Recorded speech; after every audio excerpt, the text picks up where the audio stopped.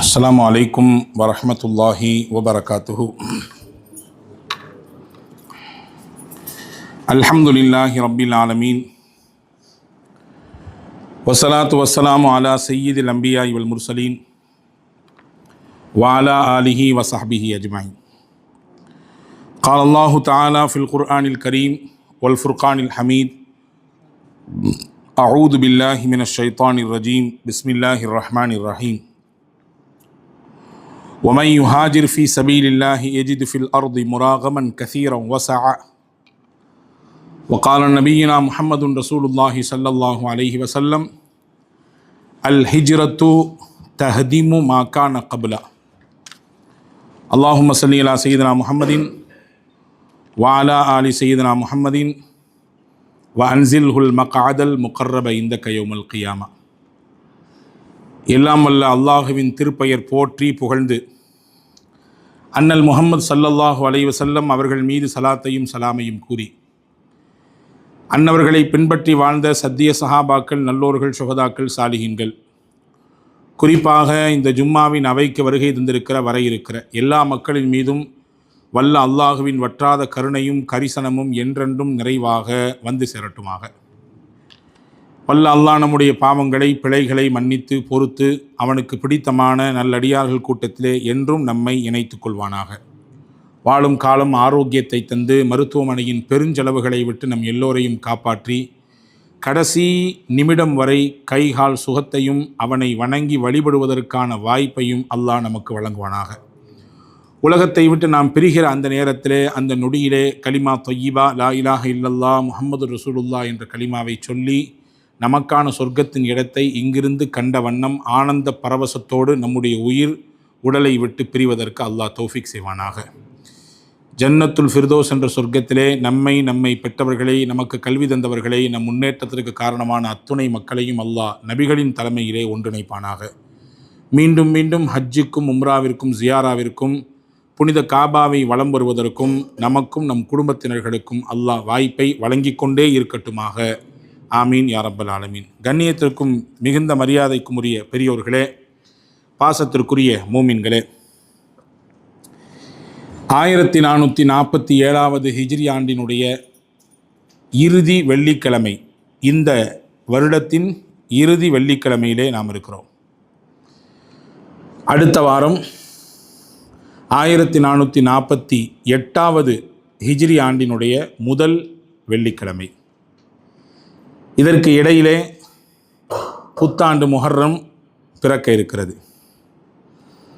ஹிஜ்ரத் சம்பந்தப்பட்டு ஹிஜ்ரி ஆண்டு தொடர்புடைய ஹிஜ்ரத்துக்கு பின்னால் உலகத்தில் ஏற்பட்ட நாகரீக புரட்சி, இது சம்பந்தமாக இந்த ஜும்மாவிலே நாம் பரிமாறிக்கொள்ள இருக்கிறோம். அன்பான சகோதரர்களே, ஒமை யுஹாஜிர் ஃபி சபீலில்லாஹி எஜிது ஃபில் அர்தி முராகமன் கசீரம் வஸா. யார் அல்லாஹுவின் பாதையிலே ஹிஜ்ரத் செய்கிறார்களோ அவர்கள் ஏராளமான இடத்தையும் விசாலத்தையும் பெற்றுக்கொள்வார்கள் என்று குர்ஆனிலே அல்லாஹ் சூரா நிசா என்கின்ற அத்தியாயத்திலே பதிவு செய்கிறார். ஹிஜ்ரத் என்பது அல்லாஹுவிற்காக வேண்டி நாடு விட்டு நாடு மாறுகிற ஒரு தியாக பயணம். பெருமானார் ஸல்லல்லாஹு அலைஹி வஸல்லம் வாழ்க்கையில் நடந்தது இன்று வரை வரலாற்றில் சொல்லப்போனால் வரலாறு உயிர்ப்போடு இருப்பதற்கு காரணமான ஒரு பயணமாகவும் அது அமைந்திருக்கிறது. உமர் ரலியல்லாஹு அன்ஹுவுடைய காலகட்டத்தில்தான் இஸ்லாமியர்களுக்கு தனியாண்டு எதை கொண்டு துவங்கலாம் என்ற ஒரு பேச்சு வரும் பொழுது நாம் இதை ஒவ்வொரு வருடமும் கேள்விப்பட்டிருக்கலாம். இருந்தாலும் வரலாறு ஒன்று தானே, அதை மீண்டும் மீண்டும் புதுப்பித்து கொண்டே இருப்பது நம்முடைய கடமையாச்சே. அதை நினைவு கூர்ந்து கொண்டே இருப்பது அடுத்த தலைமுறைக்கு அதை சொல்லி செல்ல வேண்டிய கடமை நமக்கு இருக்கிறதே என்கின்ற எண்ணத்தில் நான் கோடிட்டு காட்டுகிறேன். உமர் ரலியல்லாஹு அன்ஹுவுடைய அந்த காலகட்டத்திலே நபிகள் நாயகம் இந்த உலகத்தில் பிறந்த அந்த தினம் பாக்கியமான தினம். பெரும் பெரும் மாற்றங்கள் நிகழ்வதற்கு முஹம்மது ரசூலுல்லாஹ் தான் காரணம். எனவே அவர்களின் பிறந்த தினத்தை, அந்த வருடத்தை இஸ்லாமியர்களின் முதல் மாதமாக தேர்வு செய்யலாம் இப்படி ஒரு கருத்து.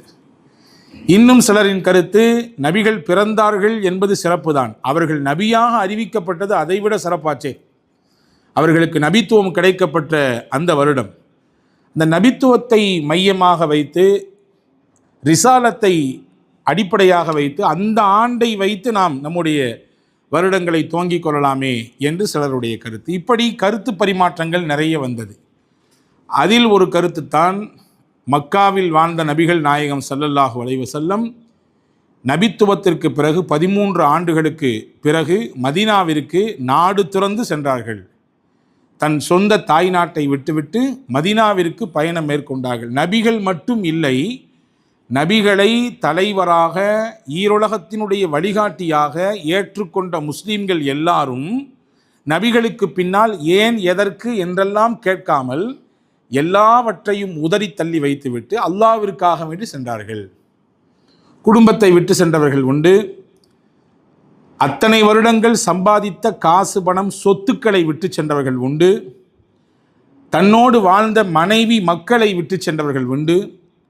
ஊரில் எடுத்த பேரும் புகழையும் அப்படியே அங்கேயே காலில் போட்டு மிதித்து விட்டு சென்றவர்கள் உண்டு.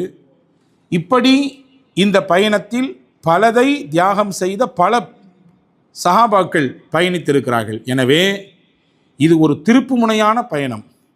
சொல்லப்போனால் இஸ்லாமியர்களின் எழுச்சிக்கான வித்தாக மதீனாவுக்கு சென்ற அந்த ஹிஜ்ரத் பயணம் இருக்கிறது.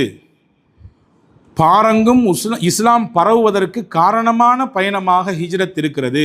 எனவே அந்த ஹிஜ்ரத்தை மையப்படுத்தியே நாம் இஸ்லாமிய ஆண்டை துவங்கலாம், ஹிஜ்ரி ஆண்டு என்றே துவங்கலாம் என்ற எண்ணத்தில் துவங்கப்பட்டது தான் இந்த ஹிஜ்ரி வருடம் என்பது.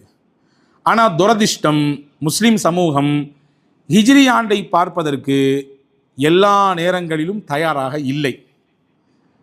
பிறையை பார்ப்பதற்கு எல்லா நேரத்திலும் தயாராக இல்லை. ரமலான் போன்ற முக்கியமான நாட்களில் மட்டுமே பிறை தேடுகிறோம்.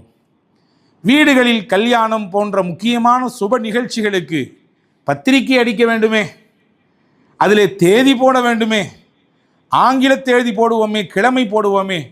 இப்போ இஸ்லாமிய தேதி போட வேண்டாமா? போ, காலண்டரை எடு, இது எந்த வருடம்? தமிழ் மாதத்தை பார்ப்பதை போன்று இது எந்த வருடம்? இது 1447 சரி. எந்த மாதம்? ஒரு ரபியுல் ஆஹிரா சரி. என்ன பிறை இது? நாம் வைத்திருக்கக்கூடிய அந்த நிகழ்ச்சி இந்த பிறை.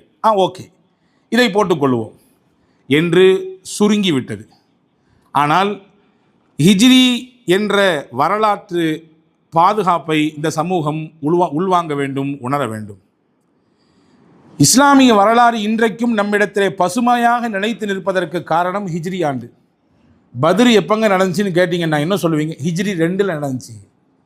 ஹிஜ்ரி 2 ரசூலுல்லாஹ் மக்காவை விட்டு மதீனாவுக்கு சென்று 2வது ஆண்டு அந்த பத்ர் யுத்தம் நடந்தது. உஹது யுத்தம் எப்போ நடந்துச்சு? ஹிஜ்ரி 3வது வருஷம். சரி, மக்காவுக்கு வெற்றியை அல்லாஹ் எப்போ கொடுத்தான்? மதீனாவுக்கு போன நபி தோழர்கள், சஹாபாக்கள், நபிகள் மக்காவை வெற்றி கொண்டார்களே, அது எப்பொழுது? ஹிஜ்ரி 8ஆம் ஆண்டு. பொதுவாகவே வருடங்கள் என்பது நினைவில் வைக்க வேண்டிய ஒன்று, வரலாற்றில் பதிவு செய்யப்பட வேண்டிய ஒன்று. எனவேதானோ என்னவோ அல்லாஹ் திருக்குரானில் ஆங்காங்கே முக்கியமாக சில வருடங்களை குறித்தே சொல்கிறான், அதனுடைய முக்கியத்துவத்தை சொல்கிறான். நூஹு நபி இந்த உலகத்தில் வாழ்ந்தாங்க, மக்களுக்கு மத்தியில் மார்க்க அழைப்பு பிரச்சாரம் செய்தார்கள்.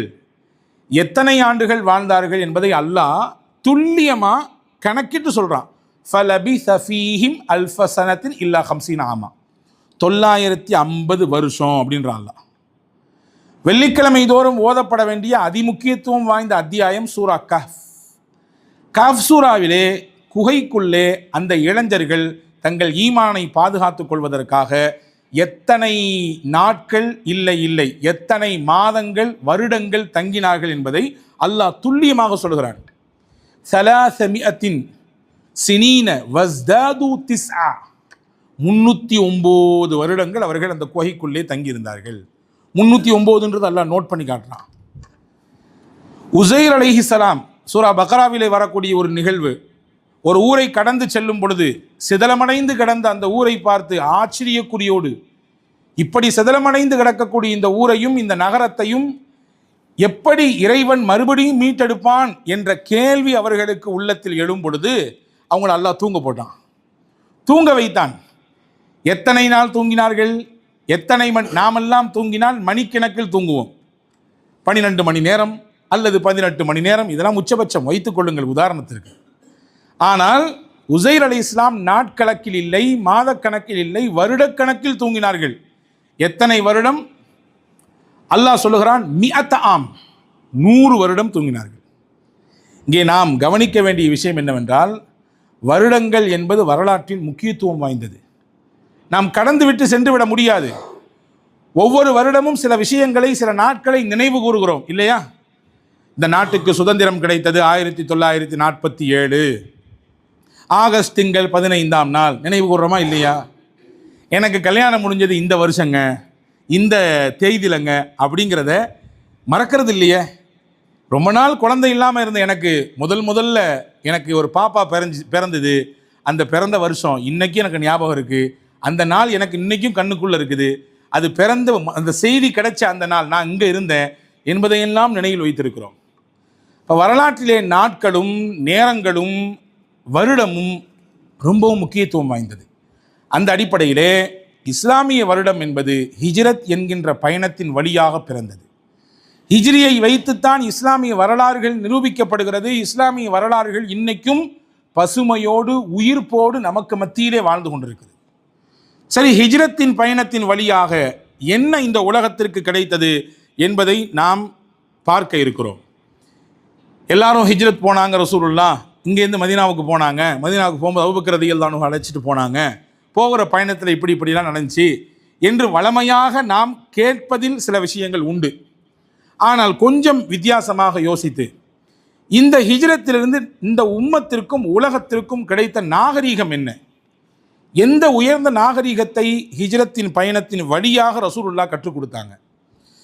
ரசூலுல்லாஹ் இஸ்லாம் பிறந்தது, ரசூலுல்லாஹ் அந்த இஸ்லாத்தை புத்துயிர் ஊட்டினார்கள் என்பதை தாண்டி இஸ்லாத்தை உலகத்தின் கடைகோடியில் இருக்கக்கூடிய மனிதர் வரை கொண்டு சேர்க்க வேண்டும் என்பதற்காக வேண்டி, அந்த லட்சியத்தை நிறைவேற்ற வேண்டும் என்பதற்காக வேண்டி தான் சஹாபா பெருமக்கள் தியாகம் நிறைந்த இந்த பயணத்தை ஆண்டின் மையக்கருவாக, ஆண்டின் துவக்கமாக வைத்தார்கள்.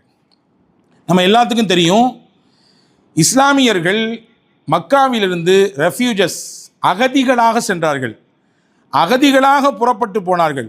ஆனால் உலகத்திற்கு அற்புதமான வழிகாட்டும் நாகரிகத்தை கற்றுக் கொடுத்தார்கள். நம்மிலே பலர் நினைப்பதுண்டு, மக்காவிலே தோற்று போய்விட்டு ஓடி போய்விட்டார்களோ, ஓடிதானே போனார்கள், மறைந்து போனார்களே என்று நினைப்பதுண்டு. அவர்கள் ஓடி போகவில்லை, மறைந்து போகவில்லை, ஒரு புதிய வரலாற்றின் அத்தியாயத்தை துவக்குவதற்காக வேண்டி சென்றார்கள். மக்காவில் முஸ்லிம்கள் உயிர் வாழ்வதற்கு கூட பெரிய போராட்டம் இருந்தது. மக்காவுக்குள்ள அவங்க நினைச்ச மாதிரி வாழ முடியல, நினைச்சதை செய்ய முடியல, நினைத்தது போன்று பேச முடியவில்லை. எல்லாத்திற்கும் தடை, எல்லாத்திற்கும் நெருக்கடி. இப்படி ஒரு போராட்டமிக்க வாழ்வை மக்காவிலே முகமது நபியும் சஹாபாக்களும் வாழ்ந்தார்கள். ஆனால் ஹிஜ்ரத் என்ற பயணத்தின் வழியாக மதீனாவிற்கு சென்ற பிறகு மனித குலம் வாழ்வதற்கான வழிகாட்டுதலை உருவாக்கி தந்தார்கள் முகமது நபி ஸல்லல்லாஹு அலைஹி வஸல்லம். மக்கால இருக்கிற வரை வாழ்க்கையே போராட்டம். ஆனால் ஹிஜ்ரத் பயணத்திற்கு பிறகு, மதீனாவுக்கு போனதற்கு பிறகு உலக மக்கள் எப்படி வாழ வேண்டும் என்பதற்கான வழிகாட்டுதலை முஹம்மது ஸல்லல்லாஹு அலைஹி வஸல்லம் அன்னவர்கள் இந்த பயணத்தின் ஊடாகத்தான் கற்றுக் கொடுத்தார்கள். அன்பான சகோதரர்களே, நாம் ஒரு சில விஷயங்களை மட்டும் இங்கே உங்கள் கவனத்திலே வைக்கிறோம். இந்த உலகம் என்பது இன்றைக்கு சுயநலத்தின் மொத்த உருவமாக மாறி இருக்கிறது. தனக்கு, எனக்கு, எனக்கு, எனக்கு, என் குடும்பத்திற்கு, என் தேவைக்கு என்று ஒரு குறுகிய வட்டத்திலே உலகத்தின் சுருக்கம் மாறிவிட்டது. கைகளுக்குள்ளே உலகம் அடக்கம். ஆனால் மனிதன் தனக்கு மட்டுமே என்ற சுயநலத்தோடு சுருங்கிவிட்டானோ என்ற சிந்தனை எழுகிறது. அதனால்தான் அடிபட்டு இரத்த வெள்ளத்தில் கிடக்கும் பொழுது அவனை காப்பாற்றுவதற்கு ஒரு சிலர் ஓடி உழைத்தாலும் அதிலே பக்கத்திலிருந்து வேடிக்கை பார்ப்பவர்கள் பலர் என்றால், அதை எப்படி காணொளியாக்கி பலரிடத்திலே பகிரலாம் என்று நினைப்பவர்கள் பலர். இப்போ சுயநலத்தின் உருவமாக இன்று மனித வாழ்க்கை மாறிவிட்டது. ஆனால் முஹம்மது நபி ஸல்லல்லாஹு அலைஹி வஸல்லம் இந்த ஹிஜ்ரத் பயணத்தின் வழியாக தியாகம் என்றால் என்ன என்பதை உலகத்திற்கு கற்றுக் கொடுத்தார்கள். எப்பொழுதுமே தியாகிகள் உலகத்தில் உள்ளளவும் நினைத்து பார்க்கப்படக்கூடியவர்கள். அவர்களின் சில தியாகங்களால் தான் உலகம் அவர்கள் நினைத்த வழியிலே நிலைத்திருப்பதற்கான வழிவகைகளை செய்து கொடுத்திருக்கிறது. தியாகிகள் இல்லை என்றால் கொள்கைகள் எல்லாம் நீர்த்து போயிருக்கும், ஒன்றுமில்லாமல் போயிருக்கும். தியாகிகள் இருந்ததினால்தான் விடுதலை என்பது சாத்தியமானது. தியாகம் செய்பவர்கள் இருந்ததினால்தான் அவர்கள் வாழாவிட்டாலும் அவர்களுக்கு பின்னால் வரக்கூடிய சந்ததிகள் மூச்சு விடுவதற்கும் வாழ்வதற்குமான வாய்ப்பு கிடைத்தது. இன்னைக்கும் வருடா வருடம் சுதந்திர தினத்தின் போராட்டத்தின் வெற்றி பெற்று விடுதலை பெற்ற அந்த நாளிலே அந்த சுதந்திரத்திற்காக வேண்டி போராடிய தியாகிகளை நினைவு கூறுகிறோமா இல்லையா? அதன் தொடரிலே வரக்கூடிய ஒரு சிலர்களை கூப்பிட்டு கௌரவிக்கிறோமா இல்லையா? அந்த கௌரவத்தின் அடையாளம் என்ன, எதற்கு அது என்றால், இவர்களின் தியாகம்தான் இன்று நாடு விடுதலை காற்றை சுவாசித்துக் கொண்டிருக்கிறது என்று பொருள். இவர்களின் தியாகம்தான் இன்றைக்கு நாம் நிம்மதியாக நடமாட முடிகிறது என்று பொருள். அப்படி ஹிஜ்ரத் என்ற பயணத்திலே தியாகத்தின் அர்த்தம் என்ன என்பதை முஹம்மது ரசூலுல்லாஹ் கற்றுக் கொடுத்தார்கள். சகோதர வாஞ்சை என்பது எப்படி இருக்கும், சகோதரத்துவம் என்றால் என்ன, அது எப்படிப்பட்ட தாக்கம் கொண்டது என்பதை உலகத்துக்கு ரசூலுல்லாஹ் கற்றுக் கொடுத்தார்கள். பிறர் நலம் நாடுவதுதான் இஸ்லாம். அத்தீனு அன் நசீஹா, நபி ஸல்லல்லாஹு அலைஹி வஸல்லம் சொன்ன அதி அற்புதமான சுருக்க வார்த்தை இது. மார்க்கம் என்றால் என்ன, இஸ்லாம் என்றால் என்ன, நபிகள் நாயகம் சஹாபாக்களுக்கு கற்றுக் கொடுத்தார்கள்.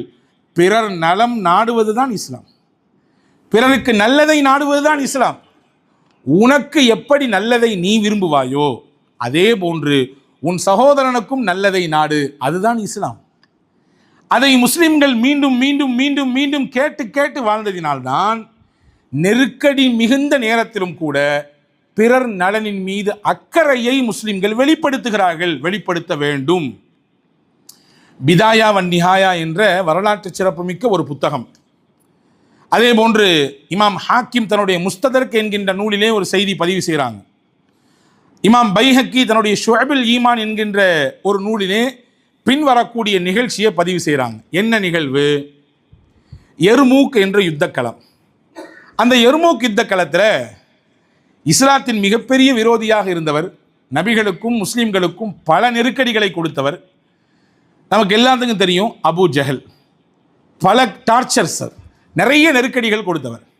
ஆனால் அல்லாஹ்வுடைய நாட்டம் பாருங்க, அவருடைய மகன் இக்ரிமாவுக்கு இஸ்லாத்தை ஏற்றுக்கிறதுக்கு வாய்ப்பு கொடுத்தான் அல்லாஹ். தந்தை முஸ்லீம்களுக்கும் இஸ்லாத்திற்கும் நேர் எதிராக விரோதியாக எதிரணியிலே இருந்து செயல்பட்டவர். ஆனால் மகனுக்கு அல்லாஹ் இஸ்லாத்தின் வாய்ப்பை தந்தான். பத்ரு யுத்தத்தில் இக்ரிமா எதிரிகளின் அடியிலே நின்றார், முஸ்லீம்களுக்கு ஆப்போசிட்டாக நின்றார். ஆனால் அதே இக்ரிமா தான் எர்மூக் யுத்த களத்திலே முஸ்லீம்களின் பக்கம் நின்றார். முஸ்லீம்கள் பக்கம் நின்றார் என்பது மட்டுமல்ல, ஹிஜ்ரத்திற்கு பின்னால் எப்படிப்பட்ட சமூக அமைப்பை ரசூலுல்லாஹ் கட்டமைத்தார்கள் என்பதற்கு உதாரணம் இது. எர்மூக் யுத்த களத்தில் கடுமையாக அடிபட்டு உடம்புலேருந்து இரத்தங்கள் எல்லாம் சிந்தி மரணப்படுக்கையில் இருக்கிறார் இக்ரிமா.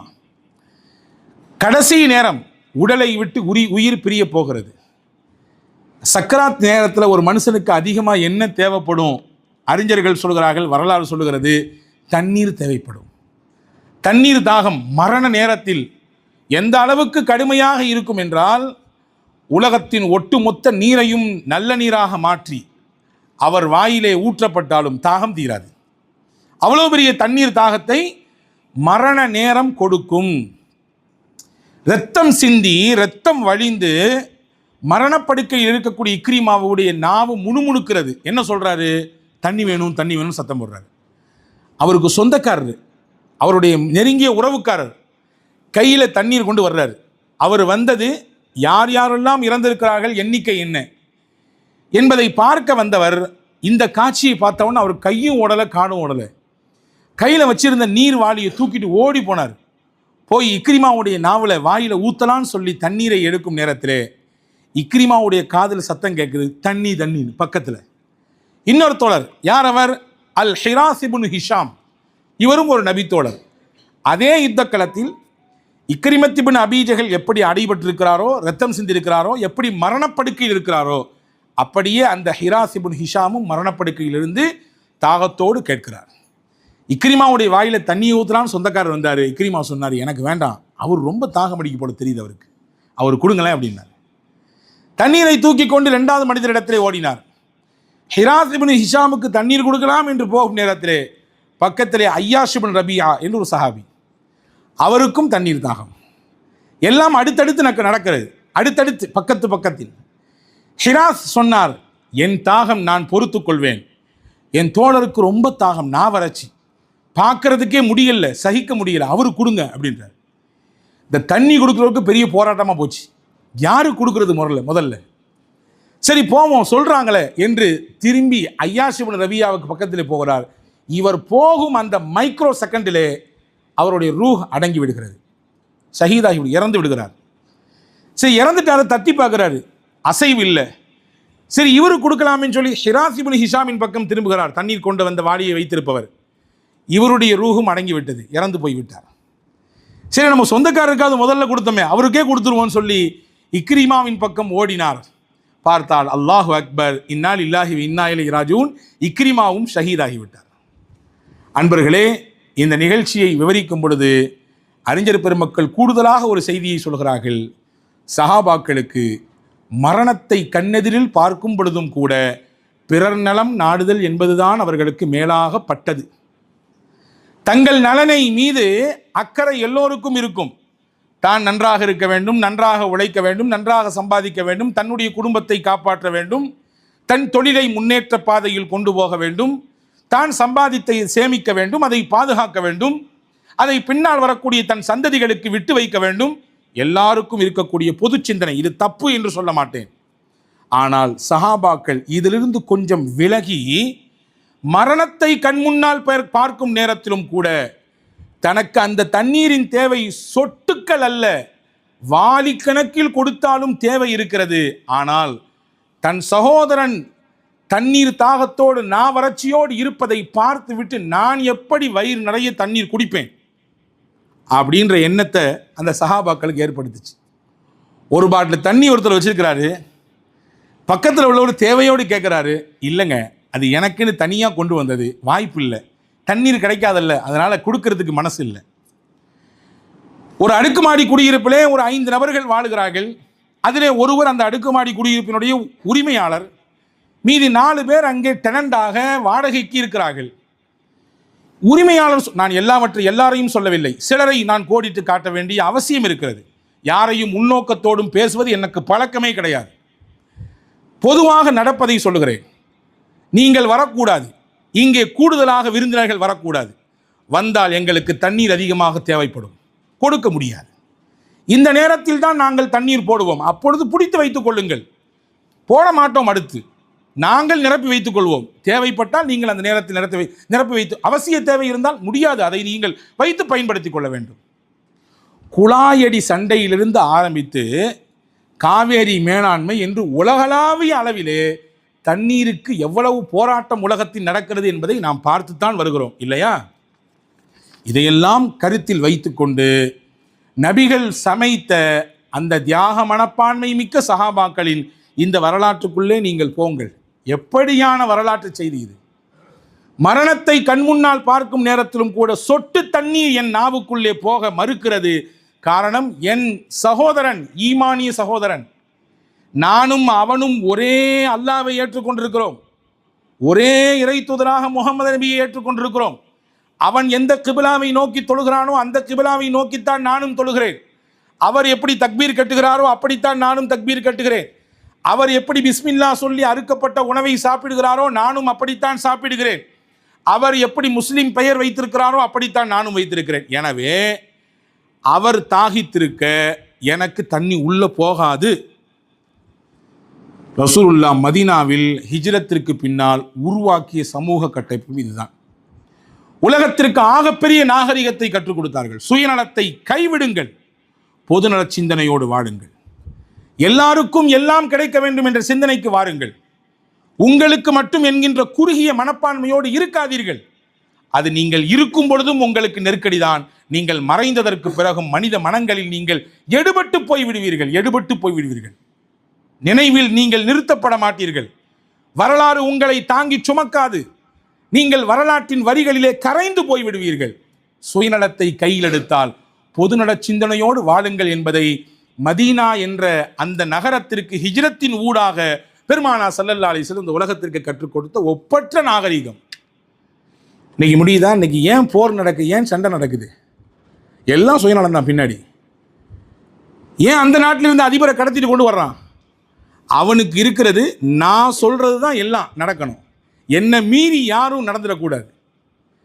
ஏன் இத்தனை பெரிய ஆயுத போர்? ஏன் இத்தனை பெரிய உயிரிழப்பு? ஏன் இத்தனை ஆயிரங்களில் லட்சங்களில் மனித உயிர்கள் மடிந்து சாவுகிறது? எல்லாவற்றுக்கும் பின்னால் சுயநலம் என்பது தொத்தி நிற்கிறது. ஏன் சண்டை, ஏன் வெறுப்பு, ஏன் பொறாமை, ஏன் கோபம், ஏன் வஞ்சகம்? எல்லாவற்றுக்கும் பின்னால் சுயநலம் தொத்தி நிற்கிறது. ரசூலுல்லாஹ் ஹிஜ்ரத்தின் வழியாக அதை உடைத்தார்கள். சுயநலத்தை உடையுங்கள். சிறந்த சிந்தனையோடு, பரந்துபட்ட சிந்தனையோடு நீங்கள் பாருங்கள், உலகத்தை பாருங்கள். உங்களுக்கானதை இறைவன் எவ்வளவு வசப்படுத்தி கொடுத்திருக்கிறான் பாருங்கள். நீங்கள் நன்றாக இருப்பதை போன்று உங்கள் பிற சகோதரனும் நன்றாக இருக்க வேண்டும் என்ற சிந்தனையில் வாழுங்கள் என்பதை ஹிஜ்ரத்தின் வழியாக ரசூலுல்லாஹ் விட்டு சென்றாங்க. ஹிஜ்ரத்தின் வழியாக ரசூலுல்லாஹ் கற்றுக் கொடுத்தார்கள். அன்பர்களே, ஏழைகள் சுரண்டப்படுகிறார்கள். ஏழைகளுடைய சுரண்டலை தடுத்து நிப்பாட்ட வேண்டும் என்ற எண்ணத்தில் காரல் மார்க்ஸ் போன்றவர்களுடைய சிந்தனையில் உதித்ததுதான் கம்யூனிச சித்தாந்தம், இல்லையா? சிலர் மட்டுமே எப்படி அளவுக்கு அதிகமாக சொத்தை சேர்க்கிறார்கள்? ஏன் பலர் வறுமையிலே வாடுகிறார்கள்? இது அவர்களின் சிந்தனையில் ஏற்பட்ட கேள்வி. எனவே பொருளாதார சமத்துவத்தை ஏற்படுத்த வேண்டும். தனியார் சொத்துரிமைக்கு, தனிப்பட்ட முறையில் வாங்கக்கூடிய சொத்துகளுக்கு ஒரு கட்டுப்பாட்டை விதிக்க வேண்டும். உற்பத்தியாகக்கூடிய பொருட்கள், வளங்கள் எல்லாம் பொது உடைமை ஆக்கப்பட வேண்டும் என்ற சில சித்தாந்தங்களை கம்யூனிசம் கொண்டு வந்துச்சு. என்ன அடிப்படை அப்படின்னா, அமைப்புகளை மாற்றினால் ஏழைகள் சுரண்டப்படுவதை விட்டு நிப்பாட்டப்படுவார்கள் என்பது கம்யூனிசவாதிகளின் சித்தாந்தம். ஆனால் 1400 ஆண்டுகளுக்கு முன்னால் ஹிஜ்ரத்தின் வழியாக ரசூலுல்லாஹ் இந்த சித்தாந்தத்தை வேறு விதமாக உலகத்துக்கு காமிச்சாங்க. எப்படி தெரியுமா? அமைப்புகளை மாற்றினால் மட்டும் நிலை மாறாது, மனித மனங்கள் மாற்றப்பட வேண்டும். மனித மனங்கள் மாறாமல் அமைப்புகள் மட்டும் மாறி என்ன பயன்? மனித மனங்கள்ல மாற்றம் இல்லைங்க. ஸ்ட்ரக்சர் மாற்றியாச்சு, அமைப்பை மாற்றியாச்சு, சிஸ்டத்தை மாற்றியாச்சு வச்சுக்கோங்க, ஆட்சியை மாற்றியாச்சு வச்சுக்கங்களேன். ஆனால் மனித மனங்கள் மாறல. என்ன புண்ணியம்? ஒரு புண்ணியமும் கிடையாது. அதனால் எந்த பயனும் கிடையாது. எனவே மனித மனங்களை மாற்றுவோம், அமைப்பை மனிதர்கள் மாற்றுவார்கள். மனித மனங்களை மாற்றுவோம், அமைப்பு தானாக மாறும். இதுதான் ஹிஜ்ரத்தின் வழியாக ரசூலுல்லாஹ் போட்ட திட்டம். ஹிஜ்ரத்தின் வழியாக ரசூலுல்லாஹ் போட்ட திட்டம் அதுதான். ஏழைகளை புறக்கணிக்கவும் இல்லை பெருமானார், செல்வந்தர்களை எதிரிகளாக ரசூலுல்லாஹ் பார்க்கவும் இல்லை. இருவர்களையும் இணைத்து எப்படியான சமூக கட்டமைப்பை சமைக்கலாம் என்று ரசூலுல்லாஹ் விரும்பினார்கள். காரல் மார்க்ஸ் போன்றவர்களுடைய சிந்தனை குறையானது அல்லது அதுக்கு நாம் எதிரானவர்கள் என்று சொல்வதை கொஞ்சம் வைத்துவிட்டு, அதே சிந்தனையை ரசூலுல்லாஹ் எப்படி மாற்றி யோசிச்சாங்க பாருங்கள். ரசூலுல்லாஹ் எப்படியான திட்டத்தை ஏற்படுத்தினார்கள் பாருங்கள். எனவேதான் மதீனாவுக்குள்ளே வெறுங்கையோடு வந்தவர்கள் ஹிஜ்ரத்தின் வழியாக மக்களின் மனங்களை ரசூலுல்லாஹ் எப்படி மாற்றினாங்க? அமைப்பெல்லாம் மாற்றவே இல்லை. எந்த அடிப்படை கட்டமைப்புகளையும் ரசூலுல்லாஹ் மாற்ற, மனுஷ மனங்களை மட்டும் அல்லாஹ்வின் தூதர் மாற்றினார்கள். எப்படி மாற்றினார்கள்? நாம் மீண்டும் மீண்டும் கேட்கக்கூடிய ஒரு செய்தி தான், நினைவுபடுத்துகிறேன். சஅத் இப்னு ரபி மதீனாவில் பெரிய செல்வந்தர், நிறைய தோட்டம் துறவு, செல்வ செழிப்பு, வசதி வாய்ப்போடு வாழக்கூடிய மதீனாவில் பெயர் சொல்லுகிற குறிப்பிடப்படுகிற செல்வந்தர்களில் ஒருவர். இவருக்கும் அப்துல் ரஹ்மான் இப்னு அவ்ஃப் ரலியல்லாஹுக்கும் கனெக்ஷன். ஆஹா, உஹ்வத்துல் இஸ்லாம், இஸ்லாமிய சகோதரத்துவத்தை ஹிஜ்ரத்தின் வழியாக ரசூலுல்லாஹ் ஏற்படுத்தினாங்க. ஏற்படுத்தின பின்னாடி அவருக்கு மனசே பொறுக்கலை. சஅத் இப்னு ரபிக்கு நிறைய சொத்து இருக்குது, நிறைய தோட்டம் துறவு இருக்குது. ஆனாலும் ஒன்றும் இல்லாமல் வெறுங்கையோடு வந்திருக்கக்கூடிய என் சகோதரன் அப்துல் ரஹ்மான் சும்மா இருக்க, நான் எப்படி இந்த சொத்தெல்லாம் அனுபவிக்கிறது? நான் எப்படி இதுலேருந்து வரக்கூடிய வருமானத்தை வச்சு நல்லா வாழ்றது? அவருக்கு ஒன்றுமே இல்லையே, அவருக்கு ஒரு தோட்டம் இல்லையே, அவருக்கு ஒரு துறவு இல்லையே, அவருக்கு ஒரு சொத்து இல்லையே, அவருக்கு ஒரு வாழ்க்கை இல்லையே. முன் வந்தார், என் சொத்தை 2ஆக பிரிக்கிறேன், பாதி உங்களுக்கு மீதி பாதி எனக்கு. இந்த மனம் எப்படி வந்தது? இந்த மனதை தான் ரசூலுல்லாஹ் மாற்றினார்கள் ஹிஜ்ரத்தின் வழியாக. அமைப்பெல்லாம் மாத்தல, ஏழ்மை தான், கையில் ஒன்றுமே இல்லாமல் வந்திருக்காரு, எதுவும் கிடையாது. ஆனால் தன்னம்பிக்கை இருந்தது, இறை நம்பிக்கை இருந்தது, பெருந்தன்மை இருந்தது. அப்துல் ரஹ்மான் நௌஃப் ரலியல்லாஹு போன்ற சஹாபாக்களுக்கு அதெல்லாம் வேண்டாம், அல்லாஹ் உங்களுக்கு பரக்கத் செய்யணும், எனக்கு நீங்கள் வியாபாரம் செய்வதற்கான கடை வீதியை காட்டுங்கன்னு சொன்னாங்க. அது பெருந்தன்மையினுடைய உச்சம். அது இங்கே என்ன சொல்ல வர்றேன்னா, பெருமானார் மனங்களை மாற்றினார்கள், சிஸ்டம் தானாக மாறிச்சு. மனங்களை மாற்றினார்கள், அங்கே இருக்கக்கூடிய அமைப்பு தானாக மாறியது. ஏழ்மை விலக வேண்டும் என்று நினைத்தார்கள், மனங்களை மட்டும் மாற்றினார்கள், தானாக ஏழ்மை மாறியது. பள்ளிவாசலுக்குள்ளே பெருமானார் அமர்ந்திருக்க ஒரு ஏழை குடும்பம் பள்ளிக்குள்ளே வந்தது. அந்த குடும்பத்திற்கு பெயர் முதர். அவங்க தோற்றத்திலேயே அவங்களுடைய ஏழ்மை தெரிஞ்சுது. அவங்களுடைய ஆடை, அவங்க உடுத்திருக்கக்கூடிய அந்த ட்ரெஸ்ஸு, அவங்களுடைய தோற்றம் அப்படியே பஞ்ச பராரிகளாக இருந்தாங்க. ரசூலுல்லாஹ் அவங்கள பார்த்த உடனே மனசு பொறுக்கல அவங்களுக்கு. இரக்கத்தின் ஊற்றுக்கண் அல்லவா முகமது நபி ஸல்லல்லாஹு அலைஹி வஸல்லம். எல்லாத்தையும் பேசியிருந்த ரசூலுல்லாஹ் திடீர்னு அவங்கள பார்த்துட்டு நிப்பாட்டி மெம்பரில் ஏறி வந்து சொன்னாங்களாம், அல்லாஹ் உங்களுக்கு கொடுத்ததை எல்லாரும் கொடுங்க, அடுத்தவங்களுக்கு, உங்களுக்கு மட்டுமே வேணும்னு நினச்சிக்காதீங்க, ஏழை எளிய மக்களுக்கும் வழங்குங்கள். கொடுப்பதில் பெருமகிழ்ச்சி இருக்கிறது, அதை நீங்கள் உணர வேண்டும் என்றால் கொடுக்க வேண்டும். கொடுப்பதில் தான் வாழ்க்கையின் அர்த்தம் இருக்கிறது, அதை நீங்கள் உணர வேண்டும் என்றால் பிறருக்கு வழங்க வேண்டும். நீங்கள் கொடுத்து பாருங்கள், அதன் மகிழ்ச்சியை நீங்கள் உணர்வீர்கள், அதன் பரக்கத்தை நீங்கள் உள்வாங்குவீர்கள். இப்படி 4 வார்த்தை பேசினாங்க சஹாபாக்களுக்கு. ஒருத்தர் எந்திரிச்சு ஓடி போனார், ஒரு பெரிய சீட்டு, ஒரு போர்வை எடுத்து விரிச்சார், வீட்டில் போய் எல்லாத்தையும் அள்ளி கொட்டினார். அவளை என்னெல்லாம் கிடைச்சதோ வீட்டில் எல்லாத்தையும் போட்டார். தானியம் கிடைச்சிது, மாவு கிடைச்சிது, துணிமணிகள் கிடைச்சிது, வீட்டில் இருந்த பண்டுபத்திர பாத்திரங்கள் கிடைச்சிது, எல்லாத்தையும் போட்டு முடிஞ்ச அளவுக்கு கட்டினார். ஆனால் தூக்க முடியல மனுஷனால. இருந்தாலும் அவருக்கு ஆர்வம் நிற்கலை, தூக்கி கொண்டு போய் கீழே விழாத குறை தான் ரசூலுல்லாஹ்வுக்கு முன்னாடி வச்சார். இவரை பார்த்த உடனே அடுத்தடுத்து ஆட்கள் போனாங்க, எடுத்து கொண்டு வச்சாங்க. தொழும் இடம், நல்ல கவனிங்க இந்த வார்த்தையை, தொழும் இடமாக இருந்த பள்ளிவாசல் சந்தையாக மாறியது, வியாபாரத்தின் சந்தையாக மாறியது. நிறைய பொருட்கள் குமிச்சு வைக்கப்பட்டிருக்கு. தொழும் இடம் என்று நாம் பள்ளிவாசலை சுருக்கி பார்க்கிறோம். அது மட்டும் அல்ல, பள்ளிவாசல் தொழும் இடம் என்பதை தாண்டி சமூக கட்டமைப்புக்கான ஒரு கூடாரம், சமூக கட்டமைப்புக்கான ஒரு அடித்தளம் பள்ளிவாசல். ரசூலுல்லாஹ்வுக்கு முகமான சந்தோஷம், அப்படி ஒரு சந்தோஷம். அதை எல்லாத்தையும் பிரித்து அந்த ஏழை மக்களுக்கு கொடுத்து விட்டு அதற்கு பிறகு சொன்னார்கள், உங்களிலே யார் நல்ல காரியத்தை முதலில் துவக்கி வைப்பாரோ அவருக்கு அவர் செய்த நன்மையும் கிடைக்கும், அவரை பார்த்து யாரெல்லாம் ஃபாலோ பண்ணாங்களோ எல்லாருடைய நன்மையும் அவர் கிடைச்சி போயிருப்பா அப்படின்னாங்க. இது ஒரு பிரபலமான ஒரு செய்தி. அன்பர்களே, ரசூலுல்லாஹ் அங்கே மாற்றம் கொண்டு வருவதற்கு சட்டமாக போட்டார்கள். ஏழை வரி கொடுக்க வேண்டும் என்கின்ற விஷயத்தை முன்வைத்தார்கள். ரசூலுல்லாஹ் மனங்களை மாற்றினார்கள். தானாக மாற்றம் சமூகத்தில் ஏற்பட்டது. தானாக வறுமை என்பது அழிந்தது, ஏழ்மை என்பது இல்லாமல் போனது. இப்போ ரசூலுல்லாஹ் இதையெல்லாம் ஹிஜ்ரத்தின் வழியாக சாத்தியப்படுத்தி காட்டினார்கள். இப்போ சமூக கட்டமைப்பையும் சமூகத்திலே நாகரிகத்தையும் உலகத்திற்கு பண்பாட்டையும் ஹிஜ்ரத் என்ற பயணம், மகத்தான பயணத்திற்கு பிறகு ரசூலுல்லாஹ் கொடுத்திருக்கிறார்கள். நீங்கள் இஸ்லாமிய வரலாற்றை படித்து பார்த்தால் ஹிஜ்ரத்திற்கு முன்னால் இறங்கியது எல்லாம் முக்கியமான சில விஷயங்கள் சார்ந்த விஷயம், ஈமான் சார்ந்த விஷயங்கள் இறங்கியிருக்கும். திருக்குர்ஆனுடைய வசனங்கள், எப்படி நீங்கள் உறுதியாக இருக்கணும், இறை நம்பிக்கையோடு இருக்கணும், அல்லாஹ்வுடைய உதவி எப்படி கேட்கணும், உங்களை நீங்கள் எப்படி தயார் செஞ்சுக்கணும் அப்படின்ற விஷயங்கள் எல்லாம் ஹிஜ்ரத்துக்கு முன்னாடி இறங்கியிருக்கும். ஹிஜ்ரத்துக்கு பின்னாடி நீங்கள் இஸ்லாமிய வரலாற்றை பார்த்தால் உலகத்திற்கு, வாழ்வியலுக்கு, ஒவ்வொரு மனிதனின் தனி மனித வாழ்க்கைக்கு, சமூக வாழ்க்கைக்கு, பண்பாட்டுக்கு, தொழிலுக்கு, குடும்ப உறவுகளை பேணுவதிலே என்று மனிதன் எதிலெல்லாம் தொடர்பு படுத்துவானோ எல்லாத்துக்குமான வழிகாட்டுதலை ஹிஜ்ரத் என்ற பயணத்திற்கு பின்னால் தான், அதற்கு பின்னால் வந்த வசனங்களும் வழிகாட்டுதலும் தான் கொடுத்தது. எனவே ஒரு முறை முதலில் சொன்னதை மீண்டும் சொல்லுகிறேன், ஹிஜ்ரி என்பது வெறும் வருடம் அல்ல, அது வரலாற்றில் மறக்க முடியாத ஒரு நிகழ்வு. ஹிஜ்ரி ஆண்டு என்பது வெறும் வருடத்தின் துவக்கம் அல்ல, ஒரு புதிய வரலாற்றை, அத்தியாயத்தை, ஒரு புதிய நாகரிகத்தை உலகத்துக்கு சமைத்து கொடுத்த அதி அற்புதமான நிகழ்ச்சி நடந்த விஷயம். எனவே அந்த ஹிஜ்ரத்தினுடைய வருடம் வருகிறது, முஹர்ரம் மாதம் 1448வது வருடம் இந்த வாரத்திலே பிறக்க இருக்கிறது. எல்லாம் வல்ல அல்லாஹ்விடத்திலே நாம் துஆ செய்து கொள்வோம். இறைவா, வர இருக்கக்கூடிய புதிய வருடத்தை எங்களுக்கு எல்லா விதத்திலும் பரக்கத்தை தரக்கூடிய வருடமாக மாற்றி கொடுப்பாயாக.